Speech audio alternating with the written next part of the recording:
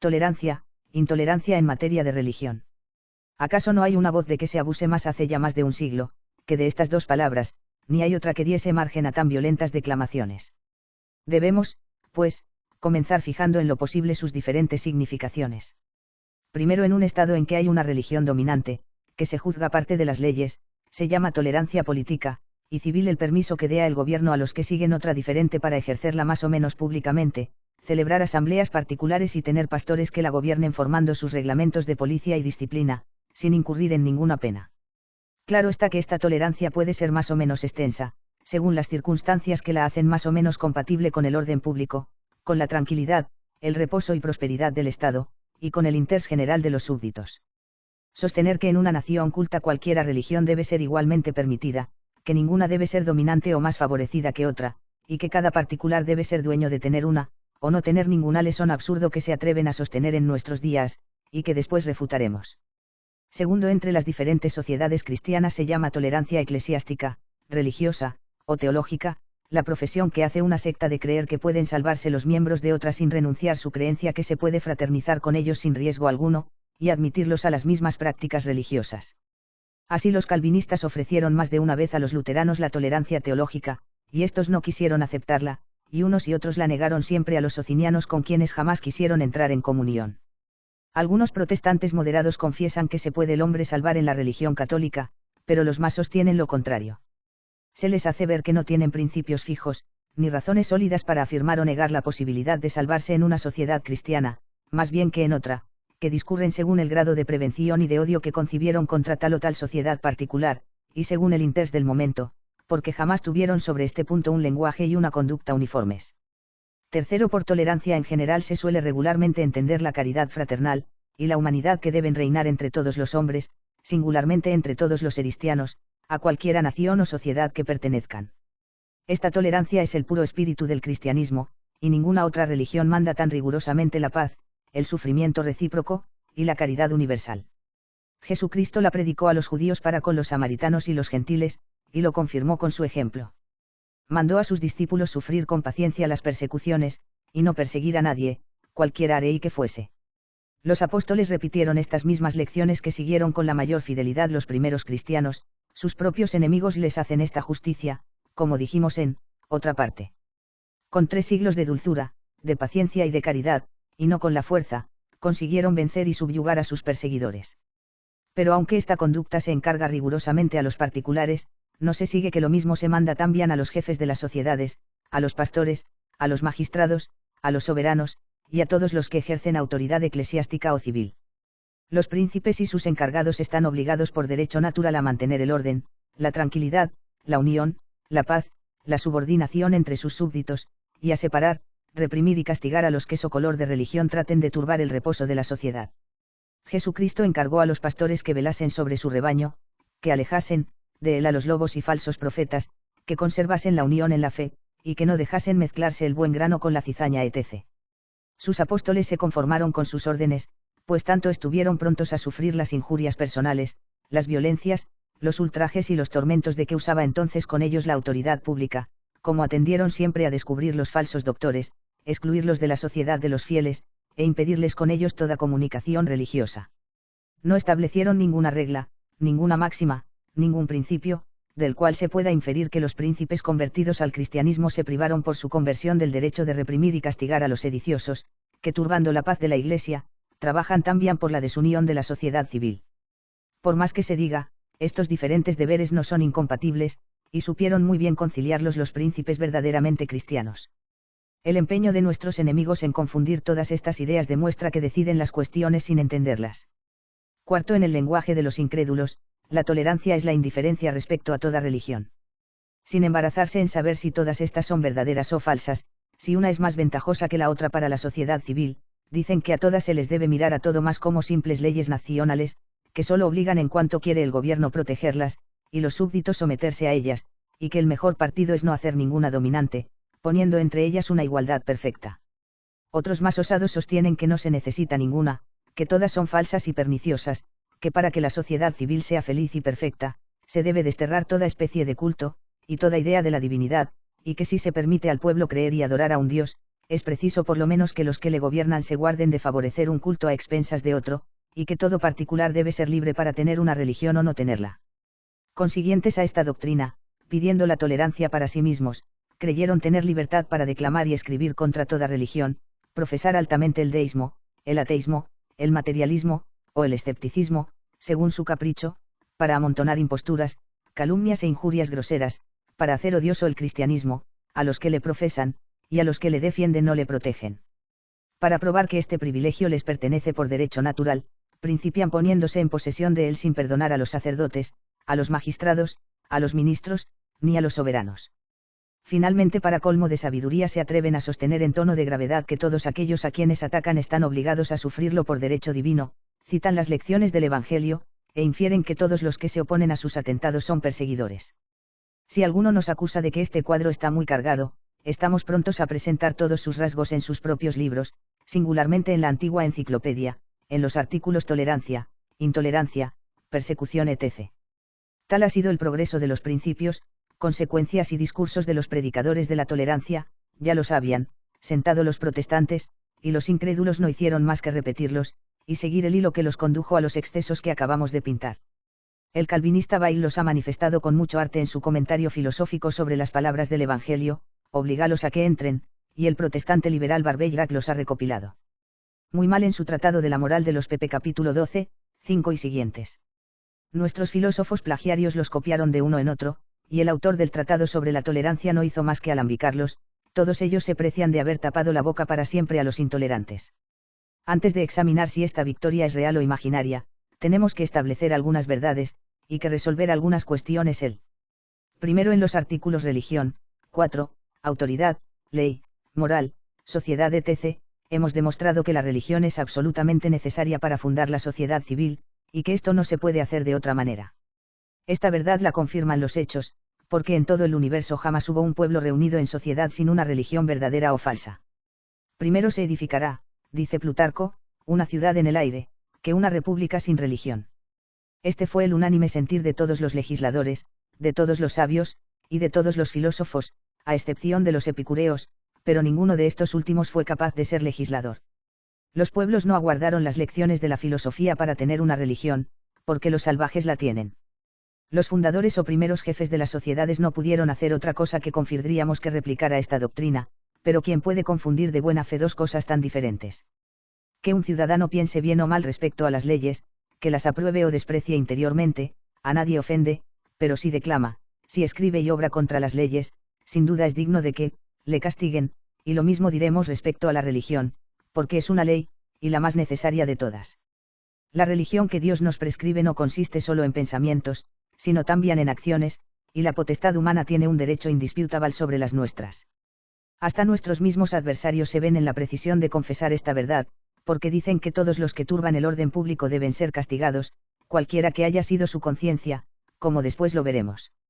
Segundo, todo hombre es celoso de su libertad y de sus opiniones, singularmente en materia de religión, y sería una injusticia la más atroz el castigar los errores como delitos, antes más absurda la intolerancia en materias de religión que en materias científicas. Respondemos, convenimos en que muchos hombres llevan el cedo por su libertad hasta el extremo de querer hacerse impunemente deístas, ateos, materialistas e incrédulos, que poco contentos con pensar así ellos solos, quieren profesar, enseñar y propagar sus opiniones e inspirarlas a los demás. ¿Acaso Dios les concedió esta libertad, y están los pueblos obligados a tolerarla, para reprimir esta funesta libertad, o más bien este libertinaje de espíritu, de corazón y de conducta? Prescribió Dios una religión, y puso la espada del poder a disposición de los soberanos. Una cosa es castigar el error, y otra castigar la profesión y la enseñanza del mismo error. Mientras el hombre encierra sus errores en sí mismo no pueden estos ofender a nadie, pero en el momento en que los produce en el exterior, interesan a la sociedad, y él se hace reo y digno de castigo en proporción de los malos efectos que puede causar su temeridad. Si la profesión de los errores en materias científicas pudiese tener tan funestas consecuencias como la profesión de los errores en materia de religión, tendrían derecho las autoridades para castigarlos de la misma manera. Replican que hay muchísima diferencia entre la profesión pública del ateísmo o de la incredulidad, y la profesión de una religión cristiana distinta de la católica. Sostenemos que no habría ninguna, si fuesen verdaderas las máximas generales de nuestros adversarios, a saber, que la libertad de pensar es de derecho natural, que ninguna potestad humana tiene derecho a incomodar las opiniones etc. Si para probar la necesidad de tolerar una secta cristiana, se fundan en los mismos axiomas de que se valen los ateos para probar la necesidad de tolerar la irreligión, no es culpa nuestra. Vamos a ver a nuestros disertadores precisados a retractarse y contradecirse. Tercero, los hombres, dice el protestante liberal Barbeyrac, no se reunieron en sociedad para profesar fijamente una religión, sino para procurarse su bienestar temporal, y este es el único objeto de la potestad civil. Por lo mismo la religión no es de su resorte, no tiene derecho a incomodarla, sino que debe dejar a cada uno la libertad de creer y profesar lo que le parece cierto en materia de religión. Respondemos, ya hemos probado que los hombres no se pueden reunir en sociedad sin tener una religión cierta, fija, determinada y sujeta a un formulario de culto y de doctrina, luego esta religión es absolutamente necesaria para el bien temporal de la sociedad. Luego la potestad civil encargada de procurar este bien temporal está esencialmente obligada a proteger la religión, defenderla y reprimir los atentados de los que la ataquen. El protestante liberal Barbeyrac lo conoció bien a su pesar. 69. Después de exigir que la potestad civil deje a cada uno la libertad, añade, a no ser que ésta perjudique a la tranquilidad pública, Trat. De la moral de los padres, capítulo 12, 27. Dice que no se deben tolerar en una sociedad los errores fundamentales, que los que insultan a los sectarios de otra religión crecen ser castigados, 22 y 52. ¿A dónde van las consecuencias de semejantes restricciones? El calvinista Bail confiesa por su parte que los príncipes pueden hacer por política leyes coactivas en materia de religión, Coumant. Philous. Primera part, capítulo 6, Pau. 383. Que es preciso reprimir a los facciosos, Pat.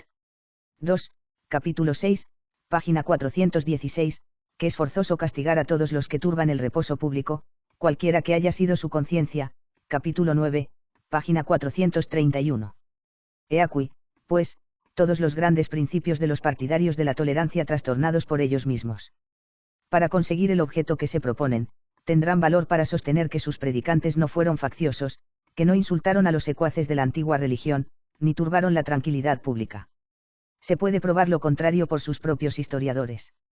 Además, si es cierto que la potestad civil nada tiene que ver con la religión, la pretendida reforma se hizo contra todo derecho y contra toda justicia, porque en todas partes se estableció por la autoridad civil o por las armas, este es un hecho innegable. Pero ningún principio incomodó jamás a los protestantes, cuando trataron de establecerse, atribuyeron a los soberanos y a los magistrados una potestad despótica en materia de religión, y cuando se sintieron con bastantes fuerzas para resistir a su poder, tuvieron la desvergüenza de sostener que la religión no es de su resorte. Cuarto, la persecución en materia de religión no sirve para ilustrar los talentos, sino para hacer que se rebelen, los sectarios se hacen más tercos, adhiriéndose a su creencia en proporción de lo que sufren por ella. La violencia excita la piedad en favor de los perseguidos y el odio contra los perseguidores, y solo consigue multiplicar las falsas conversiones y aumentar los hipócritas y embusteros. Respondemos, supongamos por un momento que sea así. Cuando una multitud de sediciosos y malhechores se obstinan en su rebelión, y se hacen más furiosos con las penas y los suplicios, será preciso dejarles obrar y no castigarlos. La terquedad de cualquier género que sea es un vicio, y un vicio no da derecho a la impunidad. Si excitan a la piedad y lástima a los que los ven padecer en semejante caso, es un movimiento maquinal que nada prueba, y el mayor malvado que está padeciendo es capaz de producir esta sensación en los espectadores. Si se usa de la violencia, no es para convencer los espíritus, sino para reprimir su audacia, impedirles que siembren su doctrina, que se enfurezcan unos y otros, y comuniquen su fanatismo. Aunque el suplicio de nada sirve para el que le sufre, intimida a los que tal vez tratarían de seguir su ejemplo, pero es generalmente falso que la violencia no produce ninguna conversión sincera, la historia ofrece mil pruebas de lo contrario, y sin salir del reino se pueden ver muchísimos ejemplares. Cuando se ha conseguido obligar a los sectarios a dejarse instruir, se ha logrado la conversión de muchos. Quinto, no importa, replican nuestros adversarios, este medio es odioso, y puede contribuir tanto al establecimiento del error, como al triunfo de la verdad. Cada uno se cree ortodoxo, y se atribuye el derecho de perseguir, por lo mismo un soberano estará autorizado para obligar a que se admita por la fuerza una religión falsa, lo mismo que una religión verdadera. De este modo se hallará justificada la conducta de los emperadores paganos con el cristianismo, y el suplicio de los mártires no será un crimen. En este caso la verdadera religión ningún privilegio tiene sobre las falsas, y los derechos de la conciencia errónea son los mismos que los de la conciencia recta. Respondemos, según tan bella doctrina, será un disparate usar de razones, instrucciones y exhortaciones para enseñar la verdad a los hombres, porque también se emplean para conducirlos al error. Es preciso suprimir las leyes, porque las hubo que lejos de procurar el bien de la sociedad, le causaron los mayores perjuicios. Será preciso quitar los cadalsos, porque sirven para matar a los inocentes como a los culpables. Será preciso últimamente destruir todas las instituciones de la sociedad de las cuales se puede hacer algún abuso, de lo cual infieren los incrédulos que es preciso destruir toda religión, porque con su capa se cometieron muchos delitos. Si el cristianismo fuese capaz de turbar la tranquilidad pública, o de perjudicar los intereses temporales de la sociedad, si los que lo predican hubieran empleado los mismos medios que los predicantes de la pretendida reforma, convendríamos en que los emperadores paganos tendrían derecho para enfurecerse contra ellos. Pero nuestros apologistas no fueron a decir a estos príncipes, nada tenéis que ver con la religión de vuestros súbditos, porque la libertad de conciencia nos pertenece por derecho natural, sino que les dijeron, no tenéis razón en atormentar por motivo de religión a los súbditos que beben en su religión misma los principios de paz, sumisión y obediencia a vuestras leyes, y de una fidelidad inviolable. Vuestro propio interés debería inclinaros a protegernos, si pecamos contra el orden público, castigadnos, pero somos los más pacíficos e inocentes de vuestros súbditos, porque pues nos perseguís. Tal fue el lenguaje de San Justino, de Clemente de Alejandría, de Tertuliano, de Minucio Félix, etc. Es verdad que algunos incrédulos tuvieron la osadía de comparar a los apóstoles y sus sucesores con los predicantes del protestantismo, poniéndolos en una misma línea, y sosteniendo que el cristianismo es más perjudicial a la sociedad, que el paganismo etc. Pero nosotros presumimos que el calvinista Bayle, y el protestante liberal Barbeyrac que profesaban la religión cristiana no llevaron el frenesí tan adelante.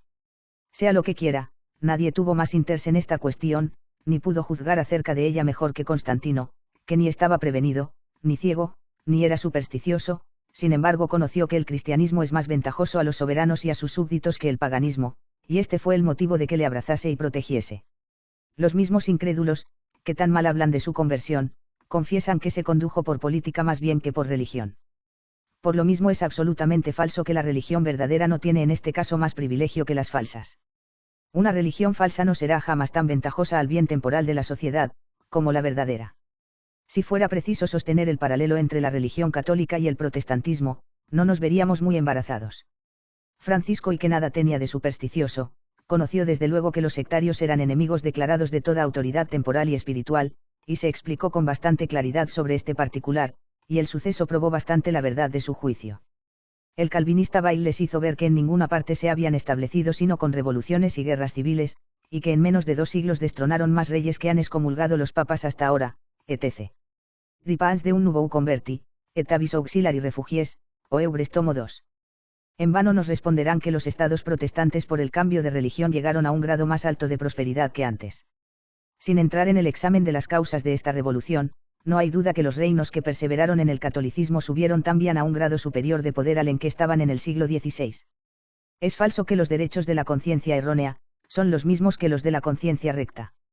Esta máxima que el calvinista Bayle se obstina en defender, y que no dejó de adoptar el protestante liberal Barbeyrac, a nada menos tiende que a justificar a todos los fanáticos que cometieron crímenes o color de que los estimulaba la conciencia, en otra parte lo hemos ya refutado. Véase conciencia, y libertad de conciencia. Sexto no es, dice el protestante liberal Barbeyrac, la diversidad de religiones quien produce los tumultos, es la intolerancia, la libertad de conciencia lejos de multiplicar las sectas, previene las nuevas divisiones, y en los países en que se estableció la tolerancia hay menos sectas que en otras partes. Respondemos lo contrario se demuestra con el ejemplo de Inglaterra y Holanda, porque no hay en el mundo ningún país en que se hallen más sectas, no solo se retiraron a ellos los más de los incrédulos de toda la Europa, sino que también el fanatismo tomó toda especie de formas entre los naturales de aquellos 2 países. No sucedió así en Escocia, donde el calvinismo dominante ejerce una intolerancia más despótica que ninguna otra secta cristiana. Por lo demás bien sabemos a qué precio se estableció la tolerancia en los 2 países cuya felicidad tanto se vocifera, y que fue con torrentes de sangre. Cansados de degollarse los diferentes partidos, se tranquilizaron por último y consintieron en sobrellevarse, por no haber podido conseguir exterminarse. Séptimo, por lo menos deberían tolerarse todas las sectas cristianas, porque todas profesan creer en la Sagrada Escritura como palabra de Dios. Como disputan entre sí sobre muchos puntos de doctrina, es de presumir que no están revelados sino de una manera obscura, y que pueden errar igualmente los 2 partidos. No quiso Dios la uniformidad de sentimientos sobre estas cuestiones, puesto que no se expresó con más claridad. San Pablo dice que es preciso que haya herejías, por consiguiente es un mal inevitable, y por qué no sufrirle. Además las preocupaciones y las pasiones cunden por todas partes, y se debe siempre temer perseguir la verdad y obrar por un falso celo. Dios no estableció tribunal ni juez visible revestido de autoridad absoluta y de infalibilidad para pronunciar definitivamente sobre todas las disputas, y poner de acuerdo a los disputadores. Respondemos: es una desgracia que el calvinista Bayle, el protestante liberal Barbeirac, y sus copiantes no se hallasen en circunstancias de dar esta lección a los pretendidos reformadores. Les hubieran expuesto que lo que creían ver en la Sagrada Escritura no está en ella expresado con mucha claridad, puesto que nadie lo había visto antes que ellos en el espacio de 1500 años, que acusando de herejía y de idolatría a la Iglesia romana, acaso estaban ellos mismos en el error, y que Dios no los había revestido de autoridad, ni de infalibilidad para decidir despóticamente sobre tantas cuestiones etc. Tal vez les hubieran inspirado la tolerancia, los hubieran hecho más tímidos, y no hubieran hecho tanto ruido, ni se habrían visto tantas sediciones ni tantas desgracias en la Europa. Pero nos llenamos de asombro de que nuestros dos sabios predicadores no se aprovechasen de su propia moral, persisten en condenar a la Iglesia romana con tanta desvergüenza como Lutero y Calvino, por lo cual es preciso que Dios les haya dado la autoridad e infalibilidad que no tenían los dos fundadores de la Reforma. San Pablo dice que es preciso que haya herejías, pero también añade que un hereje es condenado por su propio juicio. Tenemos a la vista la prueba de esta verdad, porque nuestros adversarios pronuncian su propia condenación. Jesucristo había dicho también que era preciso que hubiese escándalos, pero añadió: ay de aquel por quien viniere el escándalo. Es preciso, pues, que haya herejías, como también es preciso que haya pecados, porque una infinidad de hombres son malos e insensatos, pero no se sigue que sea preciso perdonar a todos. Dios sabe sacar el bien de estas dos especies de males, pero no por eso dejará de castigar a sus autores. También inferimos de aquí que Dios estableció un tribunal en materia de fe, que le revistió de autoridad e infalibilidad para condenar las herejías, así como estableció una potestad civil con autoridad soberana para castigar los delitos. Este juez, este tribunal es la Iglesia, lo cual explica Dios con bastante claridad, como lo hicimos ver en el artículo Iglesia. Inútil sería que hubiese leyes, si cada ciudadano tuviese facultad para interpretarlas y aplicarlas según su interés. De la misma manera también sería inútil que Dios hubiese dado a los hombres una revelación escrita o no escrita, si cada particular tuviese libertad para entenderla y explicarla según le pluguiese. Es falso que Dios no haya querido la uniformidad de sentimientos entre los fieles, al contrario, San Pablo dice que Dios instituyó apóstoles, profetas, evangelistas, pastores y doctores, para que todos llegásemos a la unidad de la fe, y no nos movamos a todo viento de doctrina. Epístola a los Efesios capítulo 4, versículo 11. Luego, si hay cosas obscuras en los libros de los profetas, de los apóstoles y de los evangelistas, Dios quiso que esta obscuridad se disipase con la enseñanza siempre constante de los pastores y doctores. Pero en esta cuestión, lo mismo que en todas las demás, los protestantes dicen y se contradicen según el interés del momento. Cuando quieren probar que no es necesaria la enseñanza de la Iglesia, afirman que está claro el sentido de la Escritura, y que no hay dificultad sobre todos los dogmas de fe, y si se trata de sostener que es injusto condenarlos, saltan con que muchas cosas no están reveladas sino de una manera obscura. Si disputan contra nosotros, la Escritura siempre está clara para ellos, y si disputan entre sí es que la Sagrada Escritura no está bastante clara. Con este expediente nunca se ven embarazados. Octavo, he aquí un rasgo más de la profunda sabiduría de nuestros adversarios. Nos predican la tolerancia, y al mismo tiempo nos dicen que es imposible, y que jamás se verá establecida entre las diferentes sectas cristianas. Confiesan que los protestantes no son más tolerantes que los católicos, y el calvinista Bayle prueba que son menos. Convienen en que sus diferentes sectas no están más de acuerdo entre sí que con nosotros, y que la antipatía y el odio son casi iguales por parte de todos. Perro sostienen que los protestantes son más disculpables que nosotros, porque su intolerancia es contraria a todos los principios, y entre nosotros es una consecuencia necesaria del catolicismo. A nosotros, según ellos, no se nos debe tolerar en ninguna parte, porque jamás se puede esperar de nosotros la misma condescendencia. Respondemos: si por lo menos estos graves doctores nos dijesen, toleradnos y nosotros os toleraremos, sería soportable, pero nos dicen imperiosamente, sufridnos, porque debéis hacerlo en conciencia, pero no esperéis que nosotros os suframos jamás. Nuestra intolerancia es disculpable, porque ejerciéndola contradecimos todos nuestros principios. La vuestra no es perdonable, porque se deduce necesariamente de vuestro sistema, y en esto discurrís con alguna consecuencia. No es posible desatinar más, como nos pondremos de acuerdo con unos sectarios que no convienen entre sí ni consigo mismos. Un deísta célebre que nació entre ellos los acusa con dureza por esta contradicción siempre constante entre su conducta intolerante, y la máxima fundamental de la Reforma, que no hay sobre la tierra ninguna autoridad visible a quien se deba obedecer en materia de religión, que la única regla de fe es la Sagrada Escritura entendida según el grado de luz y capacidad de cada particular. Les pregunta con qué derecho se atreven a condenar a un hombre que jura y protesta que toma la Sagrada Escritura en el sentido que le parece más cierto, y nada tienen que replicarle. Noveno. Pero el protestante liberal Barbeyrac no quiso retroceder, sostiene que ninguna sociedad tiene menos derecho a perseguir las otras sectas que los católicos, porque no las condenan sino porque no quieren renunciar la Sagrada Escritura y atenerse a pretendidas tradiciones. Respondemos, en este argumento camina el absurdo a la par con la calumnia. Jamás hemos dicho a las sectas heterodoxas que renunciasen la Sagrada Escritura, sino que renunciasen las explicaciones falsas, abusivas y arbitrarias que dan a este libro divino. También nosotros tomamos como ellos por regla de nuestra fe la Sagrada Escritura, y se la oponemos como ellos nos la oponen, pero cuando tuercen su sentido, sostenemos que no es nuestro juicio, ni el suyo quien debe decidir, sino el de la Iglesia, o el de los pastores a quienes dio Jesucristo su misión para enseñar. Cuando la Sagrada Escritura guarda silencio sobre una cuestión, o parece que no se explica con bastante claridad, decimos que es un desatino el oponernos este silencio como una regla o como una ley, que Dios no nos prohibió en ninguna parte que creyésemos algo más de lo que está escrito, sino que al contrario nos manda que oigamos a la Iglesia a quien prometió el Espíritu Santo para que la enseñase toda verdad etc. Nosotros hacemos más, alegamos los paseillos de la Sagrada Escritura que nos mandan mirar al que no escucha a la Iglesia como a un gentil o a un publicano, San Mat. Capítulo 18, versículo 17. Que sacudamos el polvo de nuestros pies contra los que no escuchan a los enviados de Jesucristo, Evan. De San Luc. Capítulo 10, versículo 16. Que digamos anatema contra el que nos anuncie otro evangelio, Epístola a los Gálatas, capítulo 1, versículo 9. Que evitemos los falsos doctores, 1. Epístola a Timot. Capítulo 3. Que huyamos de los herejes después de haberlos reprendido en una o dos ocasiones, Epístola a Tito, capítulo 3, versículo 10. Que nos guardemos de los falsos profetas y seductores, Epístola 2 de San Pedro, capítulo 3, versículo 3 y 17, que no recibamos ni aun saludemos al que no persevera en la doctrina de Jesucristo, Epístola 2 de San Juan, versículo 9 y 10. Pero ¿de qué sirve citar a los protestantes la Sagrada Escritura?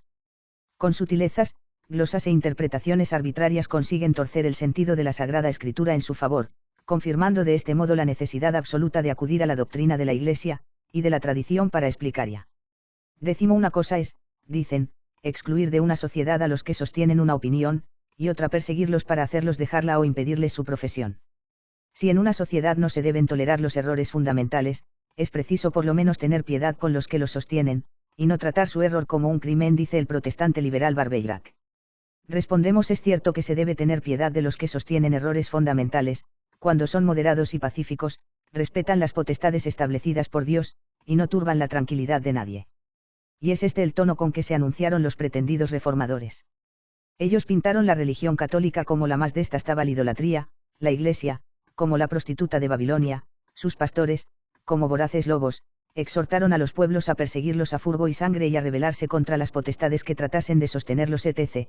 Estos furores aún están, consignados en sus obras, los comunicaron a sus prosélitos, y estos siguieron su impulso cuanto les fue posible, véase luteranismo, calvinismo etc.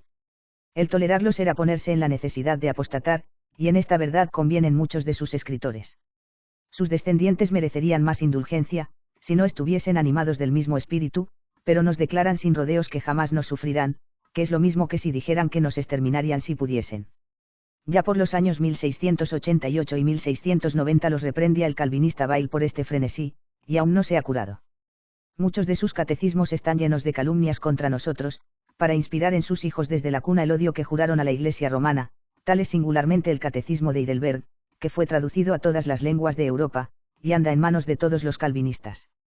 No son más moderados los libros de sus escritores más recientes, en ellos hallamos las mismas acusaciones que se han refutado ya hace 200 años. ¿Cuándo se verá saciado el espíritu de los protestantes? He aquí, según su pretensión, lo que debemos permitirles profesar entre nosotros. ¿Tenemos acaso nosotros contra ellos el mismo odio, la misma antipatía y la misma intolerancia? 11. Los padres de la Iglesia reprueban toda persecución por motivo religioso, dicen que la fe debe ser libre y voluntaria, que es una impiedad el querer inspirarla con violencia etc. Pero estos padres, dicen nuestros adversarios, fueron infieles a su propia doctrina, imploraron el brazo secular contra los herejes, aplaudieron las leyes de los emperadores que los castigaban, y dieron su aprobación para que se usase de la violencia con el fin de hacerlos entrar en el seno de la Iglesia. Respondemos nueva calumnia. Los padres enseñaron constantemente lo mismo que nosotros, que no se debe perseguir, irritar, ni inquietar a los herejes, cuando son pacíficos y no turban la tranquilidad pública, cuy es preciso instruirlos con dulzura y caridad, y hacer por convertirlos únicamente por la persuasión. Por eso los padres se quejaban de la persecución que ejercían los paganos contra los individuos del cristianismo, cuya persecución era muy injusta, porque los cristianos estaban sumisos, y eran los más obedientes de todo el imperio, y los más celosos en respetar el orden público. Pero los padres añaden, y nosotros lo decimos con ellos, que cuando los herejes son perturbadores, violentos y sediciosos, deben ser reprimidos por el brazo secular, que de lo contrario pondrían en combustión la sociedad. Por eso aplaudieron a los emperadores que publicaron leyes penales contra los arrianos y donatistas, porque estos herejes usaban de violencia para introducir sus errores. Desafiamos a nuestros adversarios a que nos citen un solo padre que hubiese aconsejado y exigido la violencia contra los herejes que no daban ningún motivo de inquietud al gobierno, ni ley alguna de los emperadores solicitada por el clero contra los incrédulos de esta especie. Ya desde el siglo II de la Iglesia, prescribió San Irineo contra los herejes la regla siguiente: desviad, dice, y llenad de confusión a los que son dulces y humanos, para que no blasfemen más contra su Criador, pero separad lejos de vosotros a los que son feroces, temibles y privados de razón, para no volver a oír sus gritos. Adversículo a Eres. Lib. 3, capítulo 31, número 1. El protestante Leclerc en sus notas sobre San Agustín quiso probar que se había castigado a los donatistas en África solo por sus errores y no por sus crímenes. Nosotros le hemos refutado en el artículo donatistas, e hicimos ver lo contrario, así por las leyes de los emperadores, como por las obras de San Agustín y testigos oculares. En el artículo hereje hemos verificado esto mismo con la descripción de todas las herejías proscriptas por las leyes. 12. Finalmente se atreven a decirnos que los antiguos pueblos eran tolerantes, que no empleaban leyes penales, ni persecución, ni guerras, ni suplicios para obligar a admitir o conservar su religión, que en esto fueron más razonables y humanos que los cristianos. Respondemos: los que aventuran este hecho sin duda suponen que sus lectores no saludaron la historia. Vamos a demostrar el exceso de su temeridad. Principiamos por el testimonio de los autores sagrados. En el capítulo 30 de Ezequiel, versículo 10 y 13, anuncia Dios que Nabucodonosor subyugará el Egipto, destruirá los ídolos y simulacros, y así se ejecutó. En el capítulo 3 de Daniel, versículo 20, mandó este mismo rey arrojar en un horno ardiendo a 3 mancebos israelitas, porque no querían adorar su estatua de oro. En el capítulo 6, versículo 16, en tiempo de Darío Húmedo, fue Daniel arrojado entre los leones, porque hacía oración a Dios según su costumbre. En el capítulo 3 de Judith, versículo 13, manda Nabucodonosor a su general que extermine todos los dioses de las naciones, para que todos sus súbditos le adoren a él como Dios. Zoroastro recorre toda la Persia y la India al frente de un ejército para establecer su religión, y riega con torrentes de sangre lo que él llamaba el árbol de su ley. Cambises y Darío Huoco, que arrasaron el Egipto, demolieron los templos, y destruyeron todos sus monumentos, se conducían así por celo de la religión de Zoroastro. Los persas recorrieron más de una vez el Asia Menor y la Grecia, quemaron los templos, hicieron pedazos las estatuas de los dioses, y lo llevaron todo a fuego y sangre por el mismo motivo. Los griegos conservaron estas ruinas para excitar en sus descendientes el resentimiento contra todos los persas, y no le olvidó Alejandro cuando persiguió a los magos. Los antíocos quisieron destruir la religión judaica, para sujetar más tiránicamente a los judíos, y todo el mundo sabe la mucha sangre que se derramó en aquella ocasión. Entre los griegos no fue menos vive el celo de la religión. Carondas en sus leyes pone en la clase de los mayores crímenes el desprecio de los dioses, y quiere que se denuncie a los magistrados los reos de esta especie. Zaleuco en el prólogo de las suyas exige que cada ciudadano honre a los dioses, según los ritos de su patria, y los mire como los mejores. Platón en el libro 10 de sus leyes dice que es uno de los deberes de la legislación y de la magistratura castigar a los que se resisten a creer en la divinidad, según las leyes, que en un pueblo civilizado no se debe tolerar que ninguno blasfeme contra los dioses. Los jóvenes atenienses antes de entrar en el derecho de ciudadanos necesitaban prometer con juramento que seguirían la religión de su patria, y la defenderían con riesgo de su vida. La condenación de Sócrates acusado de impiedad, el peligro en que estuvieron Anaxágoras y Escipón por haber dicho que no eran divinidades el sol y Minerva, el decreto de muerte pronunciado contra Alcibíades por haber blasfemado en la embriaguez contra los misterios de Cerrés, el suplicio de muchos jóvenes por haber mutilado las estatuas de Mercurio, la cabeza de Diagoras, puesta en precio por causa de su ateísmo, Teodoro condenado a muerte con el mismo motivo por el Areópago, Protágoras obligado a huir para evitar la misma suerte. Todos estos hechos prueban que los atenienses no eran muy tolerantes en materia de religión.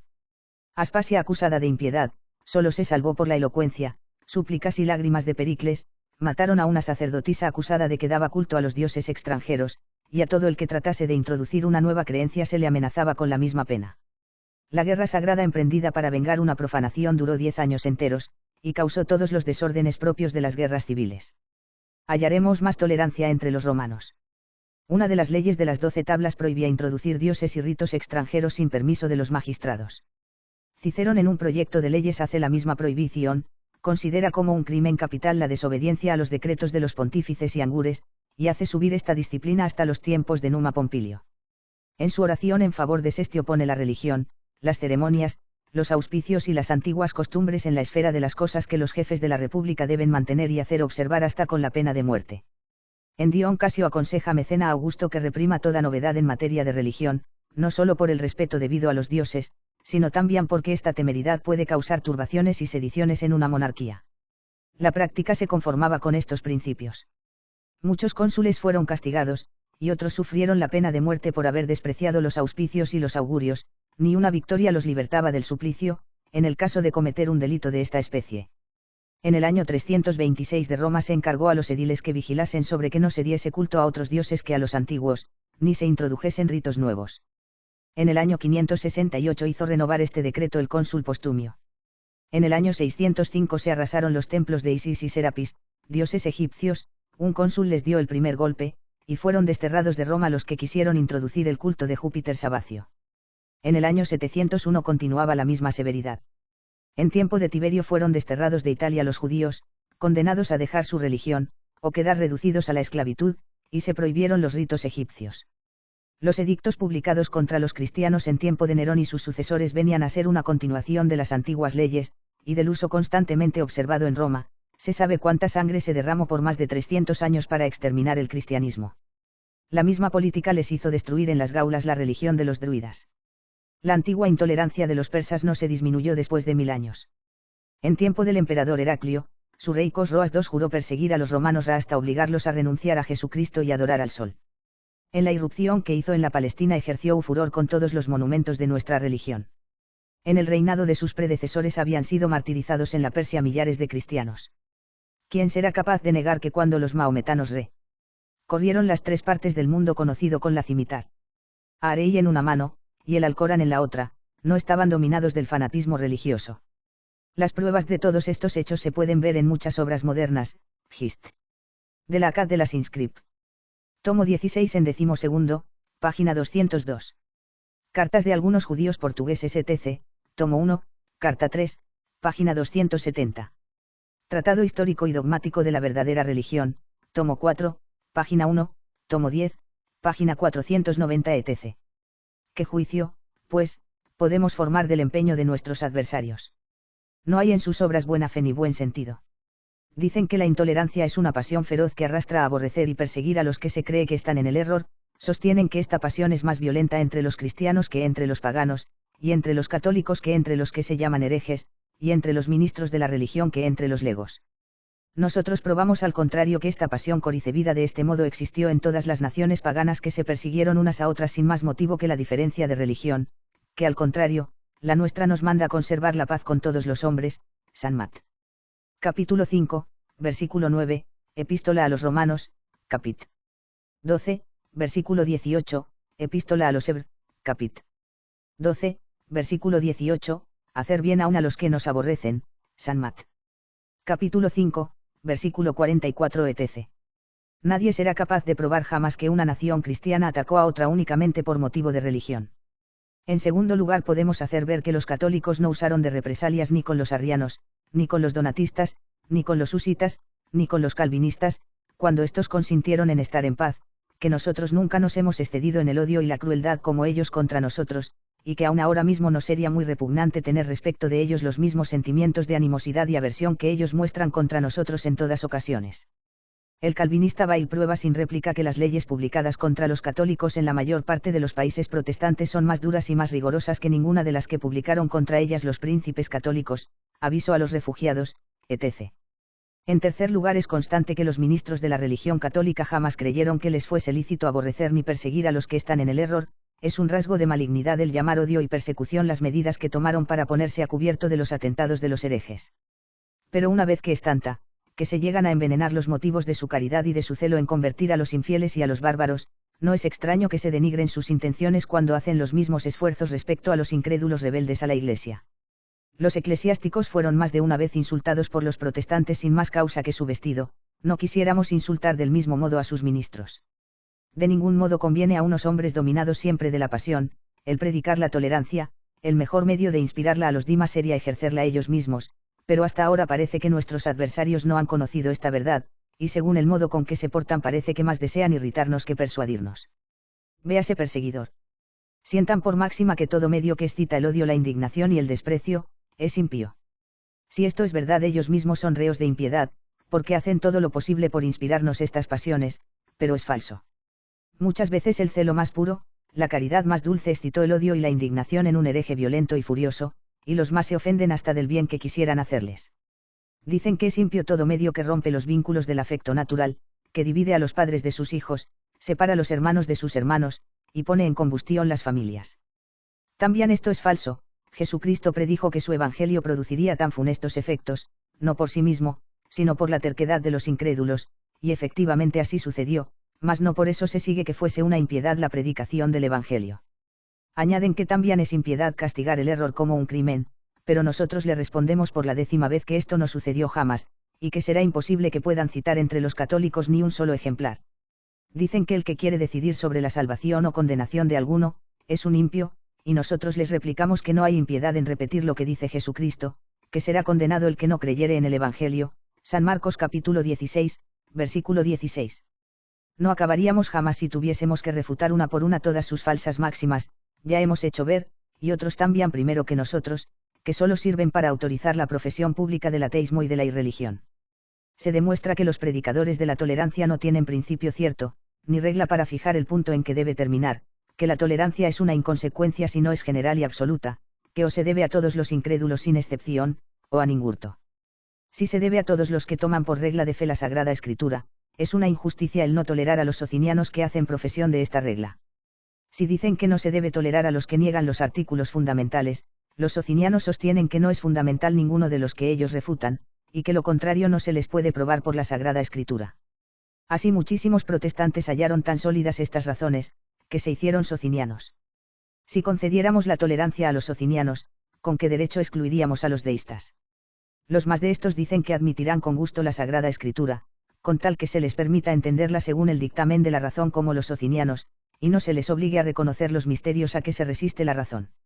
Añaden que contentos con creer solo lo que comprenden, dejarán a un lado lo que no entienden, que en sustancia es lo mismo que hacen muchos protestantes. Los ateos sostienen que Dios no puede castigar a los que siguen las luces de la recta razón, porque, según la marcha de sus adversarios, el error no se debe castigar como un crimen. Según otra máxima, a nadie se debe impedir que profese lo que tiene por cierto, nos veremos, pues, reducidos a tolerar la profesión del ateísmo, y a no tener valor para pronunciar sobre la salvación o condenación de los ateos, temiendo cometer una impiedad. Por este medio consiguieron los deístas y ateos volver contra los protestantes todas las razones con que éstos exigen para sí la tolerancia, sin querer concederla a los demás. En las obras de los protestantes no hemos visto ninguna razón que pruebe la falsedad de este argumento. Por eso no nos sorprendemos de que todos nuestros incrédulos ponderasen tanto las diatribas del calvinista Bayle y del protestante liberal Barbeirac sobre la tolerancia, en las que hallaron su propia apología. Pero el calvinista Bayle confiesa que no hay una cuestión que abunde tanto de razones en pro y en contra, conocía que las suyas no eran sin réplica, y confiesa que es menester algo más que razones para conservar la religión en los pueblos, por consiguiente una autoridad, penas y leyes coactivas. Dict. Crit. Lubieniecki rem, eg. Nuestros adversarios, lejos de habernos cerrado la boca, como se jactaban, nos dieron nuevas armas para refutar todos sus sofismas.